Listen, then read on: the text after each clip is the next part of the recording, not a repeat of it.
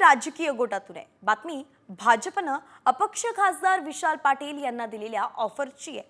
मंत्री चंद्रकांत पाटलांनी अपक्ष खासदार विशाल पाटील यांना भाजपात येण्याची ऑफर दिली आहे। जिल्ह्याच्या विकासासाठी विशाल पाटलांनी ऑफरचा विचार करावा असंही चंद्रकांत पाटील म्हणाले।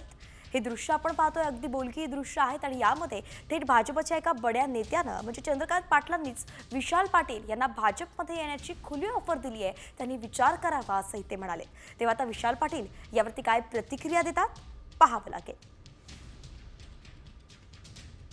विशाल पाटील हे खरं तर काँग्रेसचे महत्त्वाचे नेते, परंतु काँग्रेस लोकसभेमध्ये त्यांना तिकीट मिळालं नाही काँग्रेसकडून, म्हणून त्यांनी अपक्ष निवडणूक लढवली होती आणि त्यात ते जिंकून आले होते, खासदार ते झाले। परंतु त्यानंतर सुद्धा त्यांनी पुन्हा काँग्रेसलाच आपलं पाठबळ असल्याचं सांगितलं होतं। मात्र आता भाजपने त्यांना ही ऑफर दिली आहे, म्हणून लवकरच विशाल पाटील हे काँग्रेसकडून भाजपकडे जातात का पाहावं लागेल।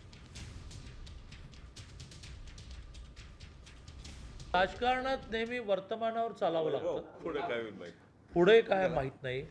वर्तमानामध्ये त्यांच्या हाताशी अजूनही 4 वर्ष 2 महिने आहेत। मे महिन्यात त्यांचं वर्ष पूर्ण व्हायचं, त्यामुळे 2 महिने आहेत। तर त्यामुळे 4 वर्ष 2 महिन्याच्या कालावधीचा आम्ही विचार करतो आहोत। जर ते बरोबर आले तर आमची केंद्रातली एक संख्याही वाढते आणि मग जिल्ह्यातल्या विकासाच्या कामांना त्यांना जे करायचं आहे त्यालाही सोपं जाईल, म्हणून आम्ही त्यांना जाहीर ऑफर आता पुन्हा एकदा देत आहोत। त्याचा त्यांनी विचार करा।